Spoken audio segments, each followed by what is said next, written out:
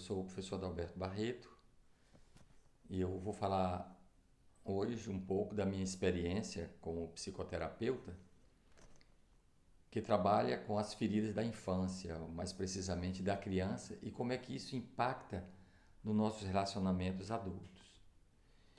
E tem alguns pressupostos do nosso trabalho.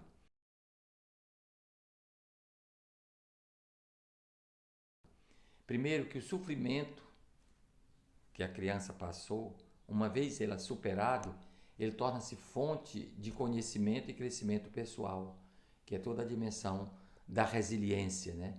Onde as carências e sofrimentos superados tornam-se em sensibilidade e competência e nos leva a ações reparadoras daquilo que a gente já sofreu no passado, né? Então, como fazer das feridas transformar em pérolas e dos obstáculos oportunidade para o nosso crescimento? Pois eu penso aqui a uma senhora que nós estávamos fazendo um trabalho de resgate da criança, e essa senhora, no final da experiência, ela começou a chorar e falou da sua dor de criança, que seu pai abandonou a família, ela ficou com a mãe e mais 5 irmãs, ela era mais velha, e a mãe saía de manhã para trabalhar e ela dizia: minha filha, fique cuidando, fique pastorando, como dizem por lá no Nordeste, a sua irmãzinha, as suas irmãzinhas, que a mamãe vai ver se consegue alguma coisa para comer. E ela falava: a mãe desaparecia, trabalhar, dava meio-dia, 1 hora, a fome chegava e ela começava a fazer animação, batendo, cantando para ver se enganava a fome. E a mãe vinha às vezes 5 horas da tarde e trazia alguma coisa para comer. E falando assim, ela disse como nós passamos fome na nossa infância. Às vezes não tinha nada para comer. Aí nesse momento eu fiz uma pergunta e disse: me diga uma coisa, qual é o seu trabalho? Qual é a sua competência? Ela disse: eu trabalho com a multimistura da pastoral da criança. Ou seja, na minha cidade, lá no Piauí, não tem uma criança que durma sem tomar uma sopa e acorde sem tomar o café da manhã. Eu disse: o que a senhora faz? A senhora tem tanto dinheiro assim? Ela disse: não, eu não tenho nada. Eu saio de casa em casa, todo dia eu passo e tem gente que me dá uma batata, uma mão cheia de farinha, um pouco de arroz, uma beterraba, uma coisa, o que tiver, eu junto e faço uma panela, uma sopa, e as crianças que não têm o que comer, venham se alimentar. E nessa hora eu fiz a pergunta para ela e disse: quem foi que deu à senhora essa competência, essa sensibilidade do alimento da criança? E foi interessante que ela disse: foi a pastoral da criança. Não, a pastoral da criança deu a receita e lhe convidou para o programa. Mas quem foi que deu essa sensibilidade? Quem foi que fez com que a senhora fizesse esse trabalho tão maravilhoso e de forma benévola? Depois de muitas perguntas, foi que ela caiu a ficha, que ela disse: foi a minha criança. Como eu passei fome, eu não quero que ninguém passe por aquilo que eu passei. E já o olhar dela já brilhava, ela já saiu do choro e passou nesse momento a ter esse orgulho positivo de dizer: a minha habilidade como cuidadora veio de um sofrimento superado na minha infância, né? Então, nesse sentido, carências e sofrimentos, uma vez superados, né, eles tornam-se fonte de competência, né? Isso é muito interessante a gente ver, de sensibilidade também, e vai nos levando a ações reparadoras. Quem passou fome, aquela fome transforma ela numa habilidade. Ela não pode ver as crianças passar fome, ela está querendo fazer um trabalho, e a gente vê que de trás, muitas vezes, de habilidades e competências, tem uma dor superada, né, que foi transformada numa pérola de uma certa forma, né? Então, o sofrimento que eu vivi é ele que me anima a restaurar aquilo que eu já conheço. Quem foi vítima de violência geralmente está levando a bandeira da paz contra a violência. Quem passou fome está querendo trabalhar na alimentação. E assim a gente vai vendo que essas pérolas que vão emergindo, muitas vezes a gente pensa que veio assim, mas não veio da nossa própria história de vida, né? Nesse sentido, nós que somos cuidadores, cuidando do outro, eu resgato a minha própria história, como se eu revisitasse. E lá eu vou ter um salário afetivo, que é o prazer de fazer o trabalho que eu estou fazendo. Então, a minha antiga dor torna-se fonte de competência saneadora. Quer dizer, olha a vocação, que tem a ver com a nossa história, e não necessariamente com coisas que vieram, vamos dizer assim, de fora. Então, aquele gemido de outrora tornou-se voz interior que nos vocaciona para uma ação solidária, voltando, sobretudo, para aquietar aquilo que eu já vivenciei. Né? Só que desta vez, eu vendo a dor do outro, que reflete na minha antiga dor, da minha criança, eu consigo superar com alegria. E a gente tem aquele prazer, aquele que eu digo salário afetivo, de ver na vitória do outro a nossa vitória, na superação do outro a nossa própria superação. Então, nesse sentido, o cuidador, nós que somos cuidadores, nós resgatamos a nossa própria história, quer dizer, cuidando do outro, a gente se cuida e se constrói, se supera e vai fazendo do trabalho uma oportunidade onde nós somos aqueles que doamos e recebemos. Nessa mesma perspectiva, a gente observa que na literatura a gente ouve muito, tem histórias, poesias que falam dessa capacidade da superação, né, que hoje a gente chama de processo resiliente. Uma delas é A Pedra, uma poesia de Antônio Carlos Vieira, que diz: a pedra, o distraído nela tropeçou, o bruto a usou como projétil, o empreendedor, usando-a, construiu. O camponês, cansado da lida, nela repousou. Para meninos, foi brinquedo. Drummond a poetizou. Já Davi matou Golias e Michelangelo extraiu-lhe a mais bela escultura. E em todos esses casos, a diferença não esteve na pedra, mas no homem. Ou seja, não existe pedra no seu caminho que você não possa aproveitar para o seu próprio crescimento. Cada instante que passa é uma gota de vida que não volta mais a cair. Aproveite cada gota para evoluir. Das oportunidades, saiba tirar o melhor proveito. Talvez não teremos outra chance.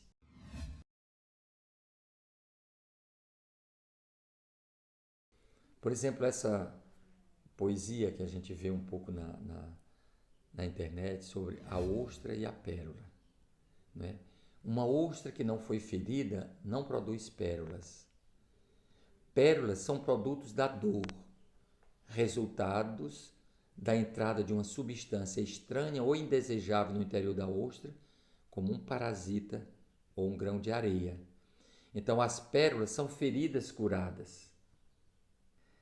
Como é que isso acontece? Na parte interior da ostra é encontrada uma substância lustrosa chamada nácar. E quando um grão de areia a penetra, ferindo, as células do nácar começam a trabalhar e cobre o grão de areia com camadas e mais camadas para proteger o corpo indefeso da ostra.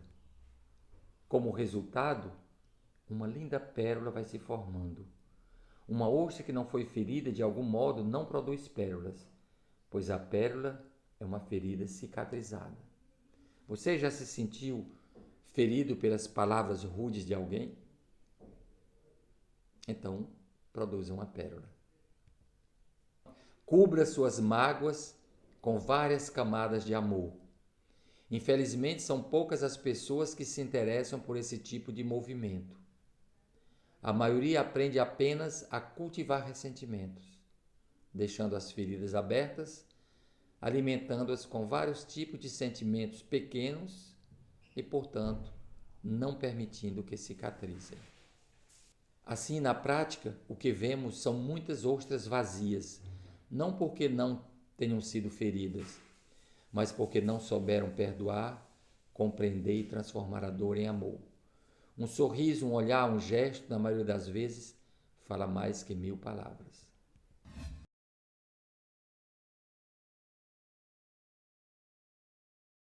Um outro pressuposto do nosso trabalho, que a nossa família foi a nossa primeira escola. E o meu primeiro mestre foi a criança que eu fui. Geralmente, nós atribuímos as nossas competências, as nossas habilidades a livros que lemos, workshops que fazemos e jamais algo que nós mesmos superamos. Quando eu digo nós mesmos, pode ser eu na minha história de vida, mas pode ser numa perspectiva transgeracional, né, das gerações anteriores, porque nós estamos numa sequência, né? O que acontece numa geração tem a ver com a geração anterior. Se a gente olhar apenas para essa geração, a gente fica limitado até na nossa ação. Então, a gente só se empodera, eu só posso me empoderar quando eu compreendo e aceito que eu fui o sujeito ativo, que o que eu sou hoje, que essa habilidade que eu tenho, foi de uma ferida do passado superada, onde eu não estou mais enganchado ali, né? Então, nessa perspectiva, a carência gera competência, ela nos dá habilidade. Então, aqueles que receberam amor podem amar porque foram amados, mas muitas pessoas amam porque foram rejeitados. Nesse sentido, a carência gera competência. A gente pensa que às vezes só vem as competências, é só coisas positivas, herdadas, são dons. Não, são construídas. E eu me aproprio. Eu passo, como aquela senhora que eu falei, Dona Francisca, lá do Piauí, que o trabalho com a multimistura das crianças, onde ela está cuidando daquele trabalho, tem a ver com a história dela. Por isso que ela faz o trabalho com tanto amor, com tanto carinho, né? Então, a gente observa que as pessoas hoje, os melhores cuidadores, têm história de uma dor superada, né? Aqueles que foram rejeitados hoje estão acolhendo. Como isso é bonito a gente ver e fazer as pessoas entenderem que não é porque sofreram que elas não são capazes de chegar, de avançar. No início do meu trabalho, muitas pessoas diziam: ah, doutor, eu nunca vou poder ser uma terapeuta, eu nunca vou ser uma massoterapeuta, eu nunca posso ser, porque eu tenho uma história tão sofrida. E quando a gente diz: você sabia que o sofrimento é uma fonte de aprendizagem? Você sabia que a dor de ontem pode ser pérola hoje? E é quando as pessoas vão se apropriando, vão se empoderando daquilo, elas então deslancham no seu trabalho.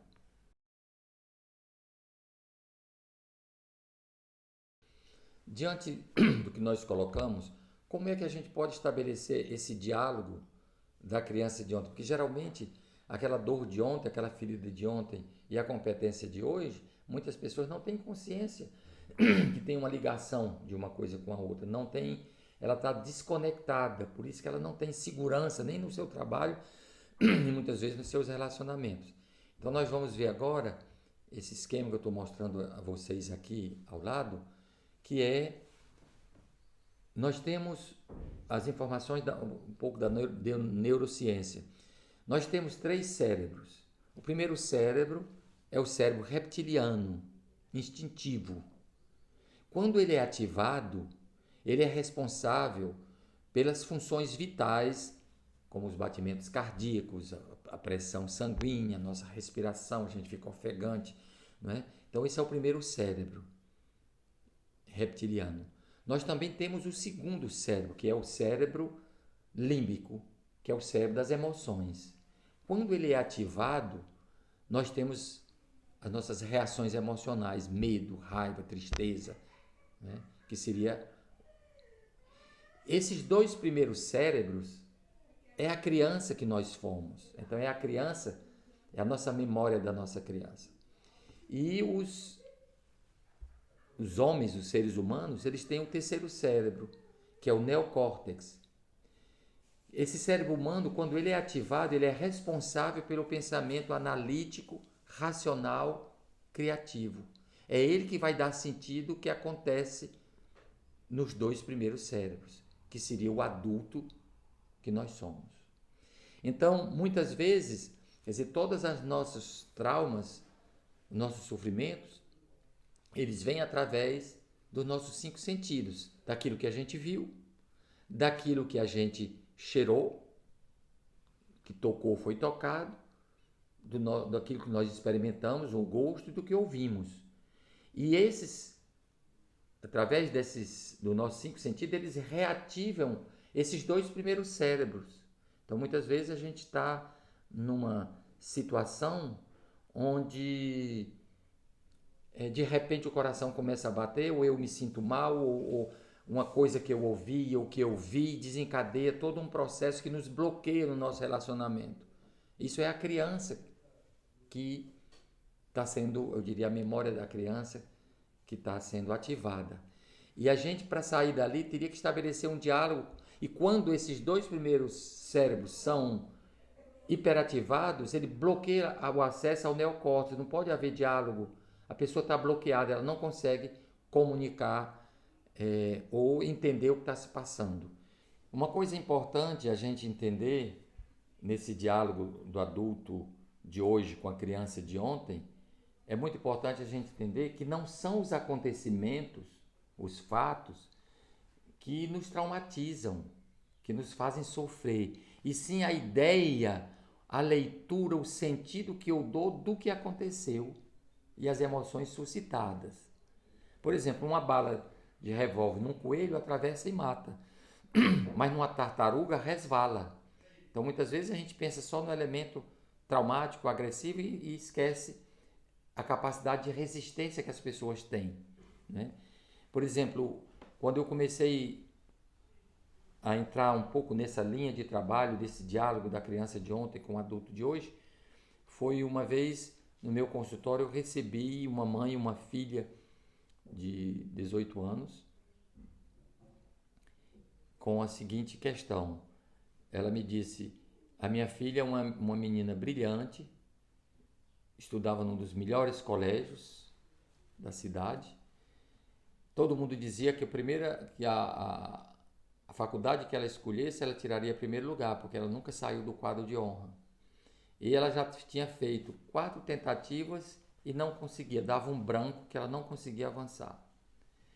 E disseram que era psicológico, e ela então veio conversar comigo.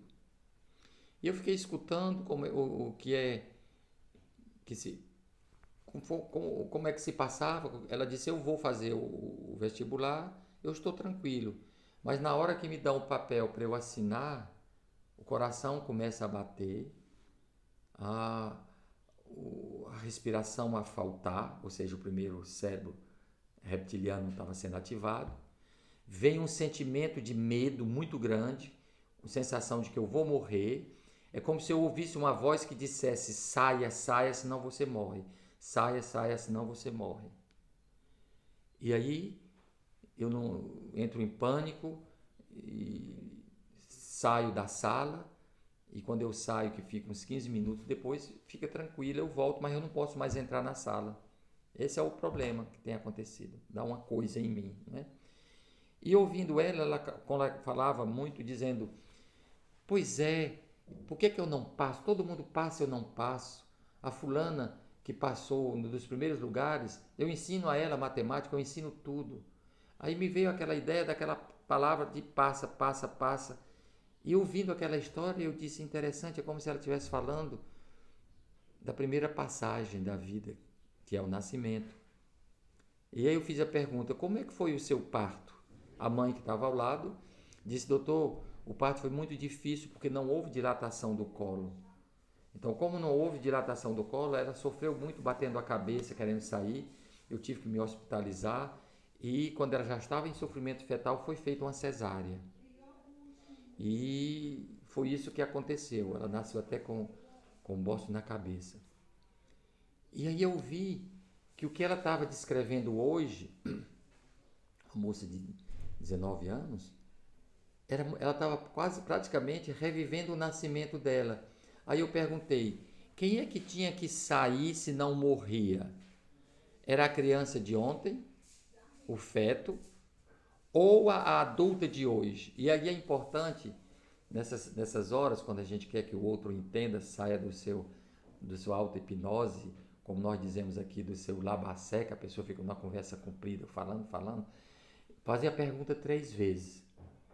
Eu perguntei, de quem é esse sofrimento? Quem é que tinha que sair?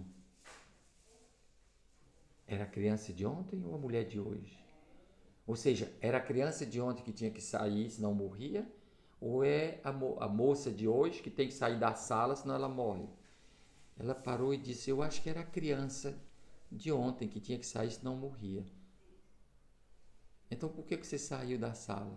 Pois é, agora eu não estou entendendo. E aí a gente tem um entendimento, por exemplo, das neurociências, que diz o seguinte, que o nosso cérebro não faz distinção entre o que é real e o que é virtual. Para ele tudo é real. Então, ela estava revivendo agora no vestibular, ou seja, na passagem para a faculdade, uma situação que era quase igual ao nascimento. Aí quando ela me disse, eu acho que era a criança de ontem. Aí eu perguntei a ela, o que é que você, a adulta de hoje, poderia dizer para a criança de ontem para ela se aquietar e se acalmar?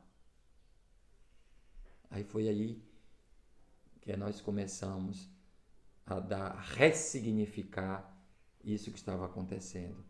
Então a orientação que eu dei foi, isso ela veio numa sexta-feira e o exame vestibular já era a partir de domingo. Nós não tínhamos tempo para fazer outra coisa. A única orientação que eu dei foi, você está revivendo a memória do seu parto. Então na hora que você for fazer o exame, que vier a palpitação, esse sentimento, imediatamente você estimula o seu neocórtex perguntando que memória é essa que eu não me lembro mais. E agora, como você já sabe, você vai dizer, obrigado minha criança, meu feto, meu neném, por me lembrar que toda passagem é perigosa e que a gente risca de morrer. Mas a primeira que não dependia só de mim, de sair do útero da minha mãe, mas mesmo assim eu consegui. Mas essa passagem agora do vestibular, eu posso, só depende de mim. Eu sou a melhor aluna, nunca saí do quadro de honra, sou uma pessoa que sei da matéria. Então você acalma a sua criança. Você vai dizendo para ela, calma, fique tranquila, é apenas uma memória. E lembrei ela de abrir os olhos, que é muito importante, porque quando a gente fecha os olhos, a gente revisita o passado. E muitas vezes numa relação terapêutica ou numa situação da vida, a pessoa quando está naquele crise meio histérica, gritando fora de si, geralmente está com os olhos fechados. Eu digo, abra os olhos. E pedi a ela uma coisa, eu disse, eu vou me aprofundar. Eu estava na época escrevendo um dos meus livros, que é Quando a Boca Cala, os Órgãos Falam, e a fala do sintoma. Eu digo, eu estou escrevendo o livro e eu queria acompanhar o seu caso para ver essa correlação. Você só me deve uma coisa, se passar, tem que me ligar para dizer que passou, e se não passou, nós vamos fazer uma psicoterapia. 2 a 3 meses depois, o telefone toca, era ela dizendo, eu queria lhe comunicar que eu passei. E aí o meu interesse foi, o que é que aconteceu? O que foi que você fez que dessa vez você conseguiu passar? Ela disse, eu seguia aquela orientação. Eu me lembrei que era apenas uma memória do meu passado, que era um sofrimento de passagem da minha criança. Então eu abri os olhos, respirei e fiquei acalmando ela. Calma, calma, é apenas uma memória, tudo tá bom, vai passar como das outras vezes. E passou, e eu fiz. Houve a segunda etapa que eu fui fazer. Na segunda etapa, quando eu entrei, que o coração começava já a bater um pouquinho, eu já começava a dizer, calma minha criança, calma minha criança. E assim eu consegui passar no vestibular. E hoje já deve ser, talvez até uma professora, ou pelo menos é uma profissional na área de saúde. Então essa primeira experiência que eu tive, me estimulou a ir nessa direção de fazer com que as pessoas, às vezes enganchadas nos seus relacionamentos ou nos seus projetos de vida, seja ele profissionais ou afetivos, muitas vezes tem essa coisa ligada ao passado e que não tem remédio para isso. O que tem é ressignificar, fazer uma outra leitura para que a gente entenda que dessa forma a gente pode sair. Então tem vários outros exemplos. Tem uma outra, eu me lembro de uma outra, isso foi mais numa roda de terapia comunitária, que o tema escolhido foi mãe que não amam seus filhos, mães que não conseguem ter uma relação boa com seus filhos e que há muitas vezes negligência ou violência. E o tema que circulava era essa. E uma senhora disse: eu também me sinto vítima de mães maltratantes. Só que a minha não me batia, mas ela não, eu digo, ela não gostava de mim. Eu digo: por que você disse que ela não gosta de você? Ela disse: porque ela não me, eu fui a única filha que não mamou. Ela não me deu o colo, ela nunca pegou em mim. A minha mãe só veio pegar em mim quando eu tinha 3 anos e meio. Eu disse: e por que? Ela disse: você perguntou a ela por que ela não tinha só lhe tocou pela primeira vez depois de 3 anos e meio? Eu perguntei, o que ela disse? Ela disse que ela tinha uma doença. Qual a doença? Tuberculose. Eu perguntei: você sabe o que é tuberculose? É uma doença. Eu digo: não, é uma doença contagiosa. Se sua mãe tivesse lhe pegado, dado de mamar, talvez você não tivesse hoje aqui. Então eu queria lhe fazer uma pergunta. O fato de tua mãe não ter te pego quando você era criança, de ter botado no colo, isso foi um ato de desamor ou de amor? E lá, mais uma vez, a gente pergunta 3 vezes para que a pessoa saia daquela auto-hipnose. Ele disse: foi um ato de amor. Você já imaginou o sofrimento que também ela teve? De ter uma filha e não poder pegar, não poder tocar, porque se ela tocasse podia matar. E aí ela me responde: eu nunca tinha pensado nisso. Então é aí, nesse momento, que essa pessoa de hoje, que se acha mal amada, que tem uma relação difícil com a mãe dela, por que eu não me entendo com a minha mãe? Agora ela vai dizer: ah, a leitura que eu fiz foi uma leitura contra si. Eu posso ressignificar, agora eu estou entendendo. Né? Então eu dou esses exemplos para a gente ver que muito do que acontece hoje tem a ver com essa nossa história ou com a nossa própria criança. Né? E é desse diálogo que a gente vai se abrindo e superando. Eu me lembro de um outro caso, isso já foi num renascimento, que é uma técnica de respiração, que é uma regressão consciente que nós fazemos, que a pessoa, por um processo de respiração, ela revisita, vai até o ventre da sua mãe, depois ela volta e a gente vai falando e ressignificando o que estava acontecendo. Era uma senhora, já de seus 40, 50 anos, e no final ela começou a chorar. Eu digo: por que a senhora está chorando? Ela disse: porque eu quase matei a minha mãe no parto. Aí eu disse: por quê? O que foi que houve? Ela disse: a minha mãe tinha malária e quando eu nasci ela quase morreu. Aí nessa hora eu perguntei a ela, eu disse: olha, que eu saiba, o que desencadeia a malária não é um nascimento, não é um parto, é um mosquito. Você se sente uma mosquitinha? E ela começou a dizer: não. Eu digo: o mosquito provocou a malária e não a criança que nasceu. Por que você acha que ela estava sofrendo porque você nasceu? Você já imaginou que podia ser o contrário? Diante da malária que estava quase matando ela, ter uma filha era uma razão para ela dizer: eu tenho uma filha para criar? Eu também nunca tinha pensado nisso. E dá essa... Então toda certeza é uma prisão. E muitas vezes nós estamos aprisionados com as nossas convicções, da nossa certeza, a gente se fecha ao diálogo, à abertura, porque é cômodo estar fechado, porque a gente está protegido. Mas de tanto ficar fechado, a gente não areja a mente, a gente se asfixia diante da vida. Né?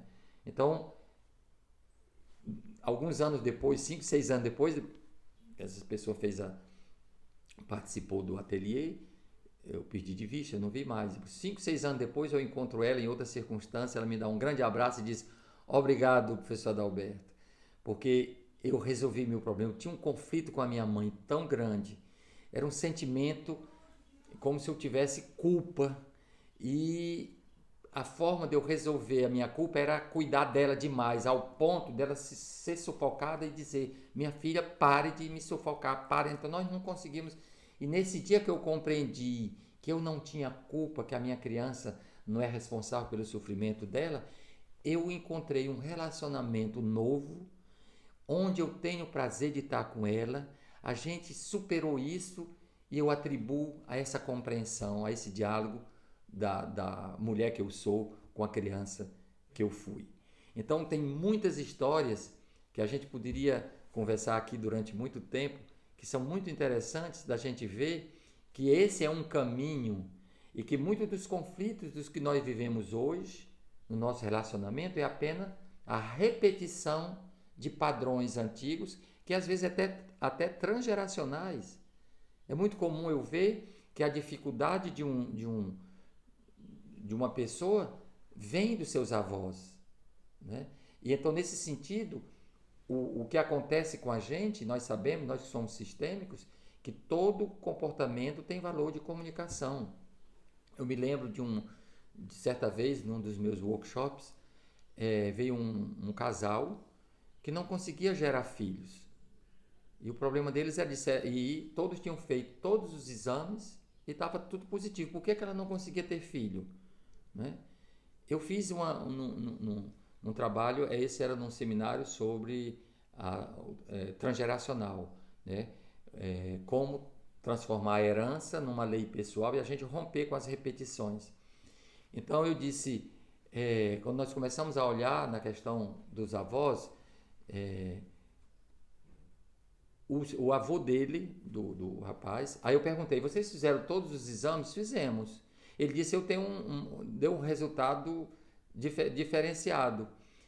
Quando eu fiz os exames, o espermograma, para saber se o problema da gravidez era porque os espermas não eram em grande quantidade suficiente, o meu marido, ele estava lá, ele disse, eu fui, quando eu ia para o laboratório e eu produzia o esperma por masturbação, eles eram acima da média. Mas quando eu tinha relação com a minha mulher, que eu pegava um pouco do esperma para análise, ele era muito abaixo. E os médicos disseram que eu era às vezes até inexistente, não passava. E os médicos, a explicação que os médicos me deram é que eu tinha uma síndrome rara, que é uma espécie de autovasectomia. Na hora da relação sexual, havia por si só, ele fechava e não deixava passar os espermatozoides.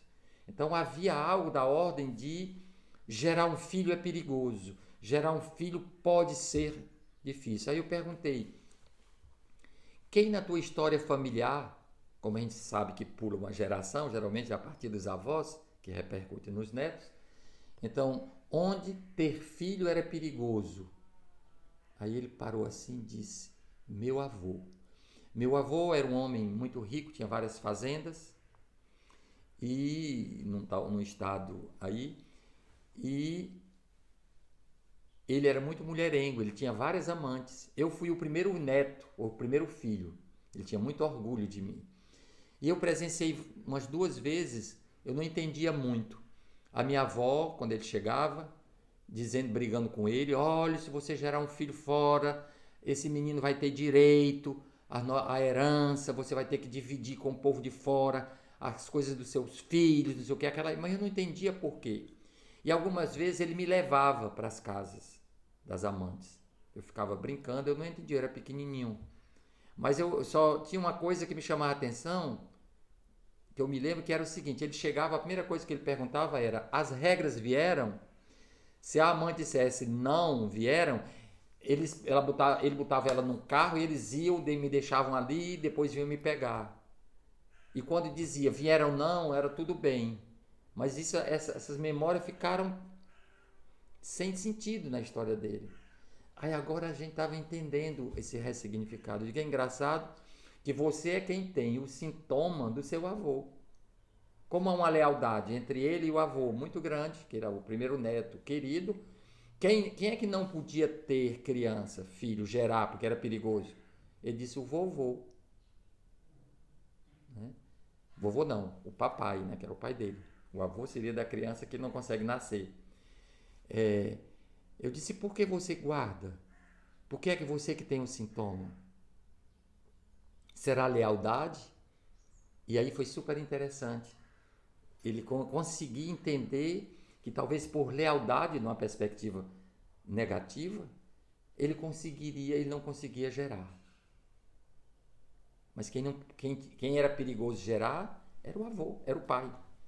Então aí eu convidei o casal a refletir. Eu digo, façam, que eles queriam tanto ter um filho que ele se programava ao ponto que quando a mulher dizia, estou fértil hoje, ele abandonava tudo, vinha correndo para casa, fazia vários tipos, segundo as orientações, para poder guardar o filho e dar certo, e não dava certo.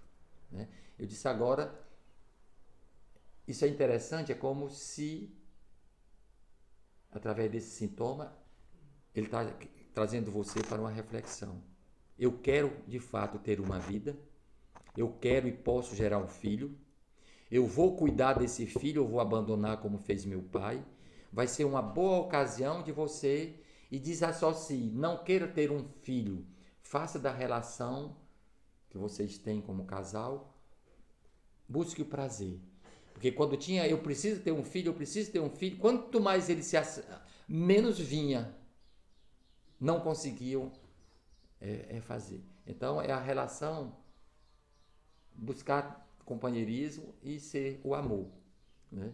E algum tempo depois eu recebi um comunicado, obrigado, 2, 3 anos depois conseguimos ter nosso filho. Quer dizer, para mim isso é muito interessante a gente ver, cada vez mais hoje como psicoterapeuta, eu não consigo mais fazer um trabalho, mesmo a nível da família, uma terapia de família ou terapia mesmo individual, sem tentar ir na direção transgeracional.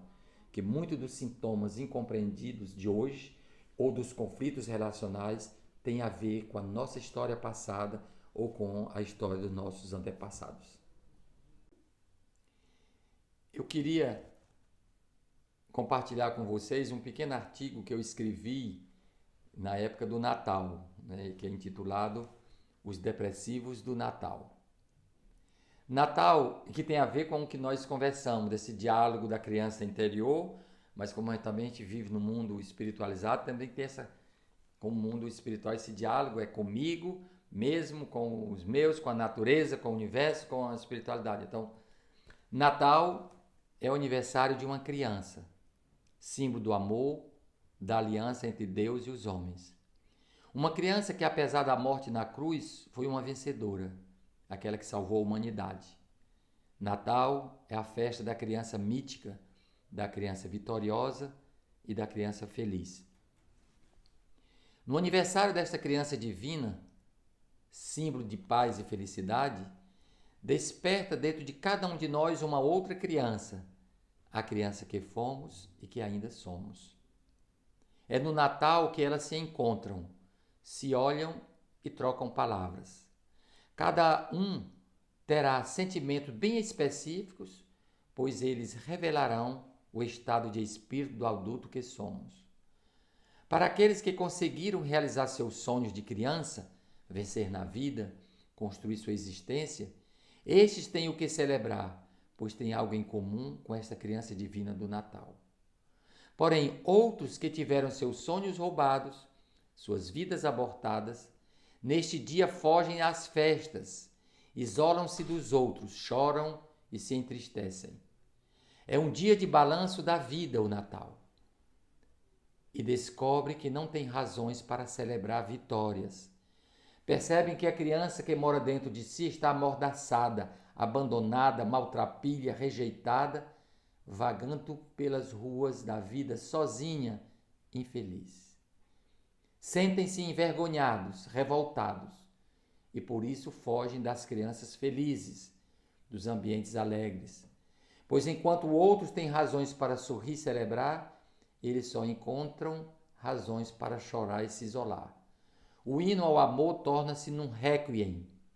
A força e a beleza do menino Jesus contrasta com a fragilidade do que se é e do ser que tem se tornado. É compreensível então que no Natal não se suporte o júbilo de alguém e se refugie no mais profundo de si mesmo, na mais triste solidão. Na minha experiência como psicoterapeuta, Tenho testemunhado a dor e o sofrimento destes infelizes do Natal. Muitos vieram ao mundo, mas não nasceram. Outros nasceram, mas não se desenvolveram. Outros ainda interromperam involuntariamente o seu crescimento e arquivaram seus projetos de vida. Faltou-lhes o alimento indispensável à existência: o amor, a compreensão, o carinho, o respeito, a acolhida, o apoio, o estímulo. São existências raquíticas, marcadas por uma série de carências e, sobretudo, analfabetas relacionais existenciais. Ignoram que possuem dentro de si força suficiente para libertar esta criança amordaçada e faminta.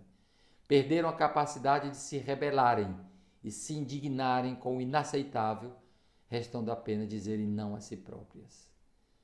Agem como vítimas e vivem como mortas. Neste dia de Natal, como eu gostaria de poder acolher todas essas criancinhas infelizes e poder dizer a cada uma que eu acredito nela, ajudá-la a descobrir suas potencialidades, desvendar-lhes os olhos, tirar a mordaça, transmitir uma mensagem de fé e esperança.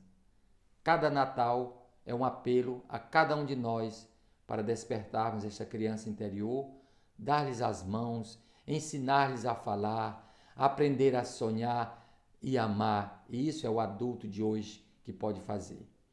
O parto que me trouxe ao mundo foi o da minha mãe, mas este novo parto sou eu que tenho que realizar. Eu sou aquele que gera e que dá a luz que vai clarear a minha vida. O Natal é um apelo à vida, à libertação de tudo aquilo que nos impede de viver, de amar, de crescer. O Natal é um convite à adoção desta criança abandonada dentro de cada um de nós mesmos. Não deixe que a dureza da vida ofusque em você o brilho da vida. Busque apoio nos amigos, se necessário, recorra a um terapeuta. Coragem, criança.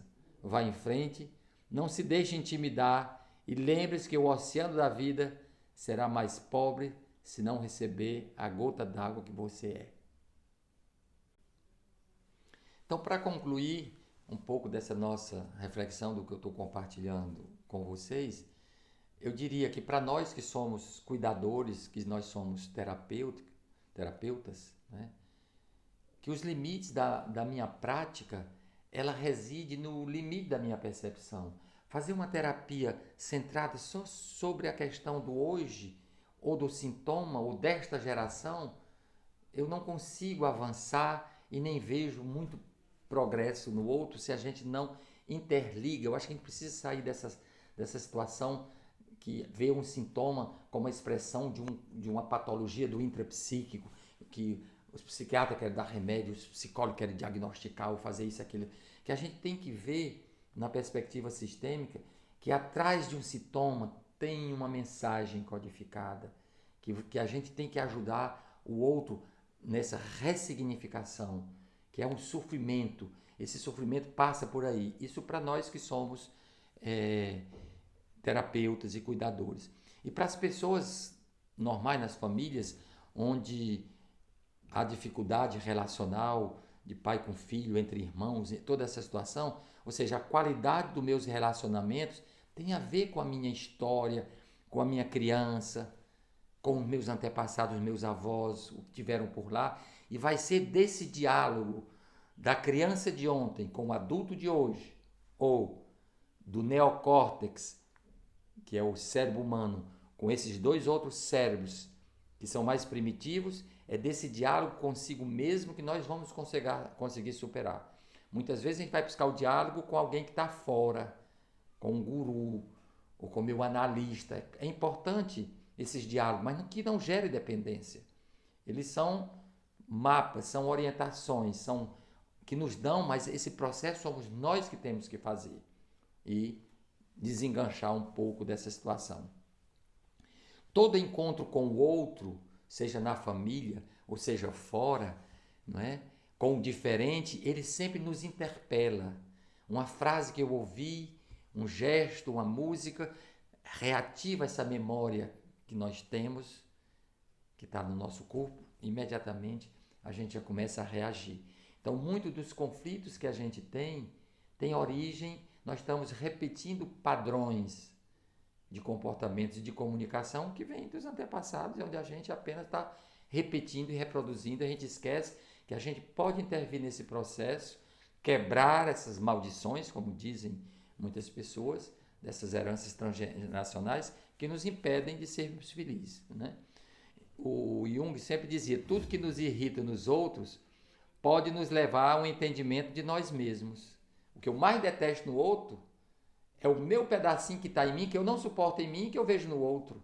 Então, até o outro que no conflito, na dificuldade, ele está assinalando que eu preciso ressignificar, que eu preciso atualizar o meu chip, senão a gente fica repetindo e reproduzindo coisas, né?